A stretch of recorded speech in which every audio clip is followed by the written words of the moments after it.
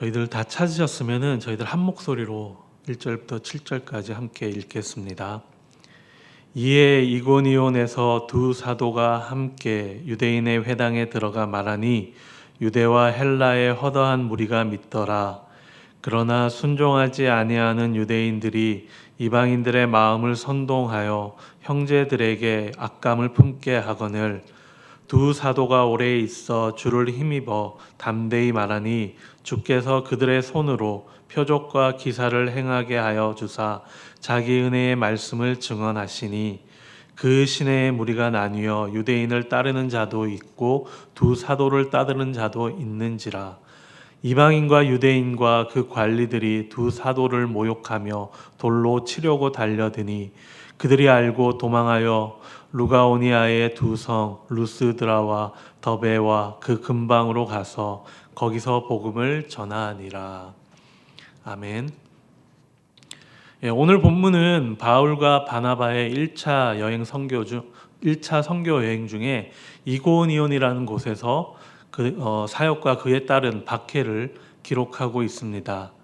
이 단락은 복음 전파의 전형적인 패턴처럼 보이는 성공적인 복음 전파와 함께 또 뒤따르는 유대인들의 반대와 박해를 다시 한번 우리에게 보여주고 있습니다. 전장에서 비시디아 안디옥에서 바울과 이 바나바가 쫓겨나게 됩니다. 그 이유를 보게 되면은 유대인들의 시기심 때문이었습니다.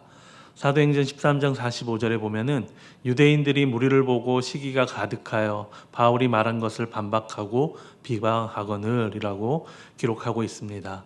이렇게 회당 중심이었던 유대인들은 자신들이 누렸던 그런 종교적인 영향력과 지위가 흔들리는 것을 느꼈습니다.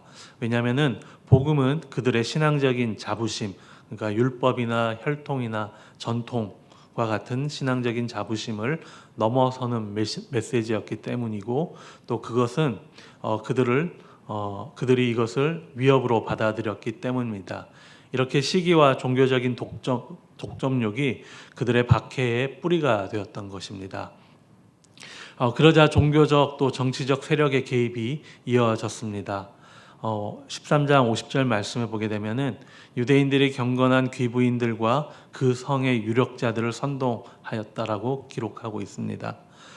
유대 지도자들은 사회적인 영향력 있는 인물들이었던 이 지도층 여성들과 유력자들을 선동해서 이렇게 바울과 바나바를 도시에서 내쫓아 버렸습니다. 정교적인 반발이 정치적인 박해로 확대되었던 것입니다. 이 상황 가운데서 바울과 바나바는 비시디아 안디옥에서 동남쪽으로 대략 한 100km 정도 떨어져 있던 이고니온으로 이동을 하게 됩니다. 쫓겨나게 되는 것입니다. 그리고 이곳에서 일어난 일은 안디옥에서 있었던 그런 하나님의 권능의 사역이 결코 요행이 아니었음을 우리에게 다시 한번 보여줍니다. 1절 말씀입니다. 이에 이고니온에서 두 사도가 함께 유대인의 회당에 들어가 말하니 유대와 헬라의 허다한 무리가 믿더라라고 이야기하고 있습니다. 이 구절을 헬라어 원문으로 좀 번역을 해보면 이렇습니다. 바울과 바나바가 이고니온에서 하던 대로 유대인의 회당에 들어가 복음을 전하니 많은 유대인과 헬라인이 믿었다라고 해석할 수가 있습니다. 이 말씀은 다시 돌아보게 되면은 그들이 하던 대로라는 이 말은 바울과 바나바가 상황에 따라 요령을 부리지 않고 일관된 방식으로 복음을 전했다라는 것을 우리에게 이야기해 줍니다. 회당을 먼저 찾아가 복음을 전하는 패턴은 이 바울의 선교 전반에 반복되는 특징으로 우리가 알 수가 있습니다. 바울과 바나바가 이렇게 핍박과 죽음의 고비 가운데서 하던 대로 복음을 전할 수 있었던 이유는 무엇이었을까요? 아마 사람들의 시선보다 하나님의 부르심을 따르는 믿음을 가졌기 때문일 것입니다. 이는 단순한 행동, 그런 습관이 아니라 하나님께서 주신 사명의 일관성을 우리에게 보여주고 있습니다. 환경이 달라져도 박해가 있어도 바울은 하던 대로 복음을 전했습니다. 이렇게 복음의 능력은 환경의 변화에 굴하지 않습니다. 하나님의 사람은 언제 어디서든 하던 대로 복음을 전한다라는 것입니다. 상황이 달라져도 사람들의 반응이 달라져도 사명은 결코 달라지지 않습니다. 이렇게 하던 대로는 그냥 우리가 일반적으로 하는 습관이 아니라 신앙의 일관성이며 그리고 결과를 바라보기보다는 하나님의 부르심에 대한 충실함, 순종함이라는 것입니다. 세상은 변해갑니다. 하지만은 복음은 절대 변하지 않습니다.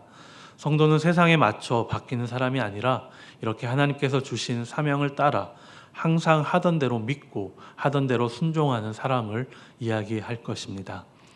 어릴 적 교회에서 노방전도를 나갔던 기억이 있습니다.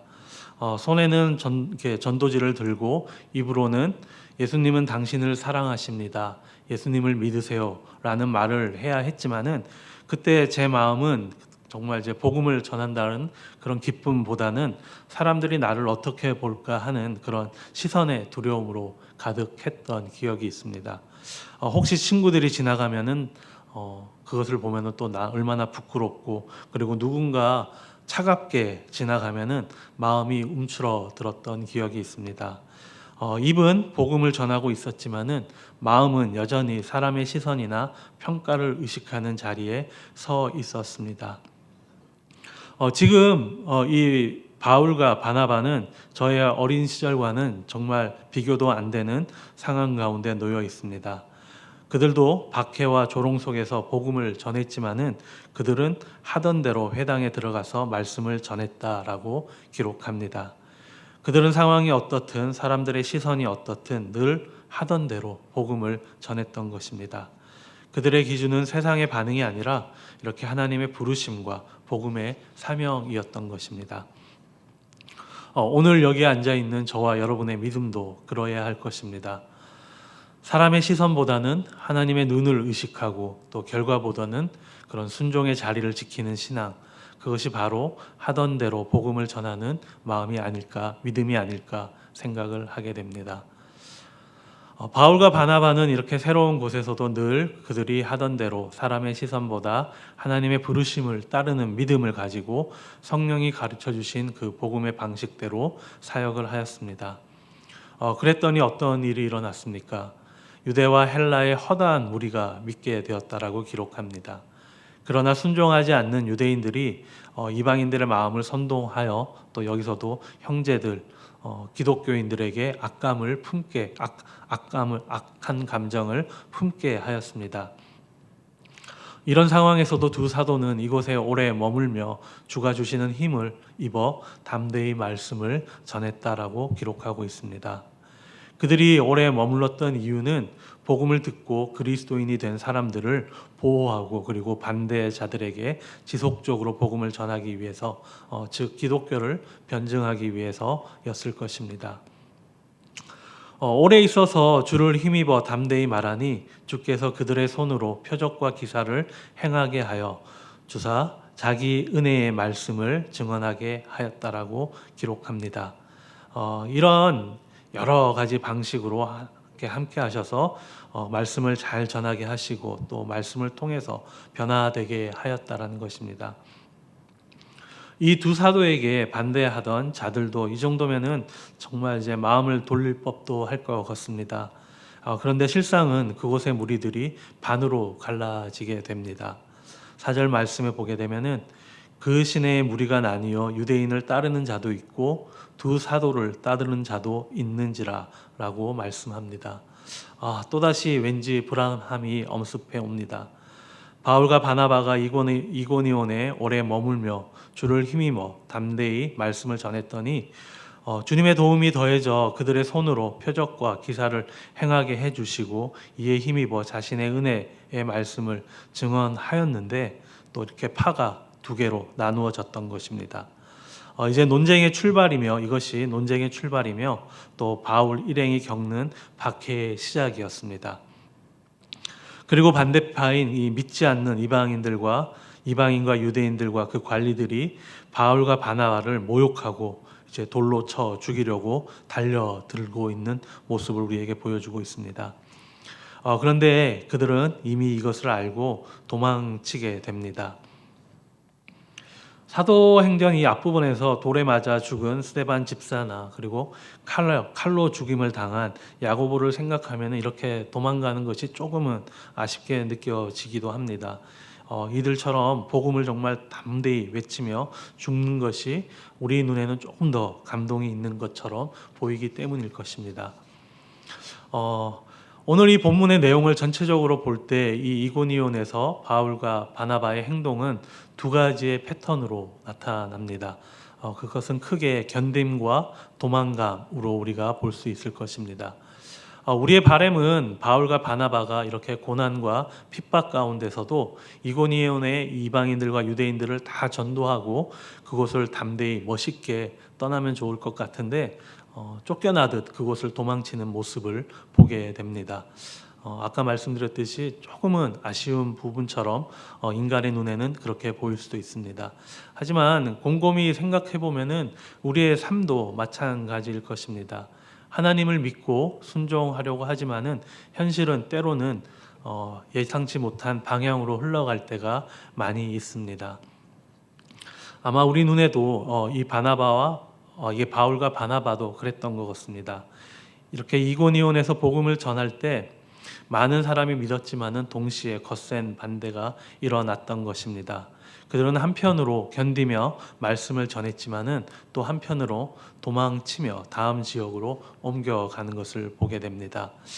그런데 놀랍게도 하나님은 이 두 가지 견딤과 도망감 이 모두를 하나님의 선으로 엮어내는 것을 우리는 말씀을 통해서 확인할 수가 있습니다. 그들이 이고니온에 머물렀기 때문에 많은 이들이 복음을 믿게 되었고 또 6절에 보면은 루가오니아의 두 성인 루스드라와 더베와 그 근방으로 도망을 갔다라고 하는데 그렇게 도망을 가서 그곳에서 곧바로 복음을 전하는 모습을 보게 됩니다. 그리고 우리가 잘 알다시피 루스드라로 피했을 때 바울은 거기서 중요한 인물을 만나게 됩니다. 바로 디모데를 만나게 됩니다. 결국 그들의 결정과 행동은 모두 하나님의 섭리 속에서 이렇게 완전한 선으로 맞물려 있었다라는 것을 우리가 확인할 수가 있습니다. 이렇게 바울과 바나바는 예측할 수 없는 길 위에서 하나님의 섭리를 신뢰하는 삶을 살았던 것입니다. 우리의 선택 너머에는 또 그 위에는 보이지 않지만은 분명한 하나님의 역사하심이 있는 것을 우리는 잘 알고 있습니다. 바울과 바나바의 도망치는 모습이 조금은 인간의 눈으로 봤을 때 조금은 아쉬워 보이지만은 결과는 하나님의 뜻을 이루는 도구가 되었다라는 것입니다. 이것이 바로 어떻게 보면은 섭리의 신비일 것입니다. 우리의 삶도 선택의 연속입니다. 만약 우리가 이 당시에 바울이나 이렇게 바나바였다면은 어떤 상황에서 견뎌야 할 것이고 또 어떤 상황에서 도망을 쳐야 했을까요? 이렇게 선택은 참 어려울 때가 있다라는 것입니다. 물론 선과 악이 분명하다면은 그렇게 어렵지는 않을 것입니다. 하지만 대부분의 문제는 이렇게 선과 악의 모호한 경계에 놓여 있다라는 것입니다. 지혜를 구해보지만은 또 잘 모르겠습니다. 그렇다고 해서 어떤 선택을 해야 하는지 성경이 모두 대답해 주지도 않습니다. 어린 시절 저희들이 생각하게 되면은 어떤 학교에 가서 어떤 전공을 선택해야 할지 고민을 하게 됩니다. 그리고 또 시간이 지나서 어떤 직장을 가져야 할까? 또 그리고 또 시간이 조금 더 지나면은 내가 어떤 여성 또 어떤 남성과 결혼을 해야 할지 또 중간중간 직장 생활을 하다 보면은 또 이런 생각을 하게 됩니다. 어떤 직장으로 다시 옮겨야 할까? 무엇이 이 많은 선택의 질문에 대한 답이 될 수 있을까요? 세상의 방법을 택했을 때는 어땠는지 우리의 삶을 돌아보게 됩니다. 많은 경우 또 만족하는 경우도 있었겠지만은 또 많은 경우 후회하는 경우도 있습니다. 어떻게 보면 이 세상의 기준, 이 모든 것이 내 기준이기 때문일 것입니다. 우리는 이런 많은 선택의 문제 앞에서 하나님께서 인도하실 거라는 믿음으로부터 시작을 해야 한다라는 것입니다. 바울 일행이 이고니온에서 견뎠기 때문에 허다한 사람들이 예수님을 믿었습니다. 그리고 바울 일행이 도망감으로 어떤 결과가 있었어요? 어떤 결과가 있었나요? 이 이고디온이 로마 행정구역 기준으로 봤을 때 갈라디아 지역에 속한 도시였습니다. 후에 바울이 이 갈라디아 지역의 여러 교회를 향해서 편지를 썼던 것을 우리는 잘 알고 있습니다. 바로 이 갈라디아서가 탄생하게 되었던 것입니다. 이고니온에서의 경험 때문에 이렇게 갈라디아서를 쓰게 됩니다. 그리고 아까 말씀드렸듯이 루스드라에서 평생 동역자인 디모데를 만나게 됩니다. 그리고 이 디모데가 에베소 교회를 목회하면서 다시 풍성한 열매를 맺게 되는 것을 우리는 보게 됩니다. 우리의 삶도 돌아보면 참 후회스럽고 낙심이 가득할 때가 있습니다. 그러다 보니 오늘도 그리고 미래도 답답하고 과거에 묶여서 한 걸음도 내딛지 못할 때가 있습니다. 그때는 견뎌야 했었는데 또 그때는 도망쳐야 했는데 라는 후회가 우리의 삶을 또 우리의 생각을 발목 잡을 때가 있습니다.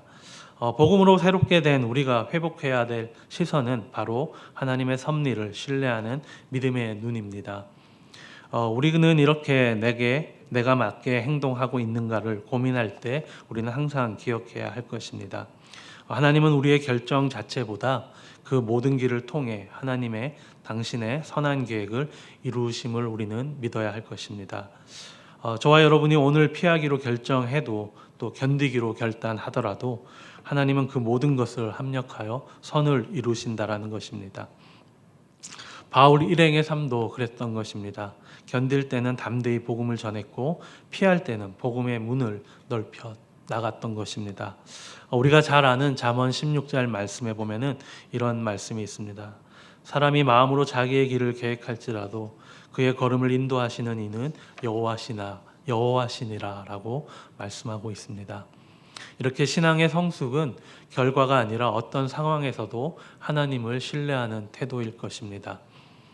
그렇기 때문에 우리는 우리의 섭리의 주인이신 예수 그리스도를 바라보며 신뢰하면서 나아가야 할 것입니다. 왜냐고 질문한다면은 그분이 먼저 우리의 길을 걸으셨기 때문입니다. 유다서 1장 24절에서 25절 말씀을 보게 되면은 너희를 보호하사 거침이 없게 하시고 그 영광 앞에 흠이 없이 기쁨으로 서게 하실 이 곧 우리 구주 예수 그리스도께 영광이 영원히 있을지어다 라고 기록하고 있습니다. 예수님께서는 세상의 보호를 받지 않으셨습니다. 그분은 십자가의 고통과 수치를 직접 겪으셨고 또 우리가 받아야 할 이 멸망을 대신 지셨습니다. 그 결과 우리는 더 이상 실패로 끝나는 인생을 살지 않게 되었습니다. 그렇기 때문에 우리가 그리스도 안에서 우리의 삶의 결말은 언제나 해피엔딩일 수밖에 없다라는 것입니다. 때로 우리는 피할 때도 있고 견딜 때가 있을 것입니다. 그러나 우리의 피함도 우리의 견딤도 결국 그리스도의 손 안에서 완전한 그림이 될 것입니다. 그분이 우리의 길을 인도하시고 우리를 넘어지지 않게 붙잡아 주시기 때문입니다. 바울과 바나바는 이고니온에서 그들이 하던 대로 복음을 전했습니다. 그리고 그곳에서 견디기도 하고 피하기도 했습니다. 그러나 이 두 길, 이 선택 모두 하나님의 계획 안에 있었던 것입니다. 그리고 그들은 하나님의 섭리를 신뢰하는 선택을 계속해서 했던 것입니다. 우리의 삶도 마찬가지일 것입니다. 바울과 바나바처럼 우리의 걸음이 흔들릴 때에도 하나님은 그것을 통해 하나님의 선을 이루어 나가신다는 것입니다. 불완전한 우리의 삶에서 피할 때와 견뎌야 할 때를 주님께 맡기기를 소망합니다. 주님의 손 안에서 다 하나님의 역사가 되기 때문입니다.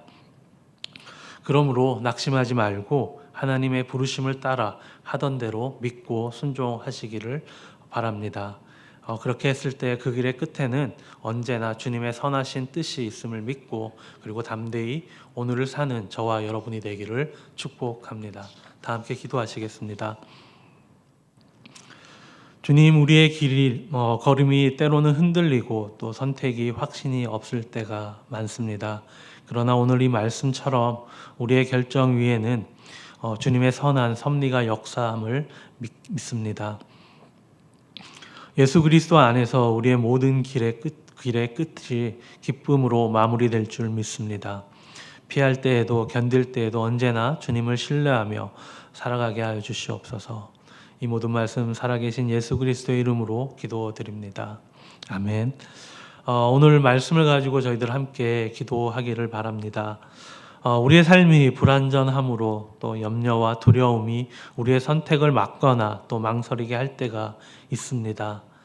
그럴 때마다 하나님을 신뢰할 수 있도록 또 그 섭리를 신뢰할 수 있도록 인내해 달라고 매일매일 하루하루를 신실하게 살아갈 수 있도록 해달라고 살아가게 해달라고 저희들 기도하겠습니다. 그리고 예수 그리스도를 바라보면서 그분을 따르게 해달라고 함께 기도하겠습니다. 기도가 끝나면은 각자의 삶의 기도 제목을 가지고 기도하도록 하겠습니다. 다 함께 기도하시겠습니다.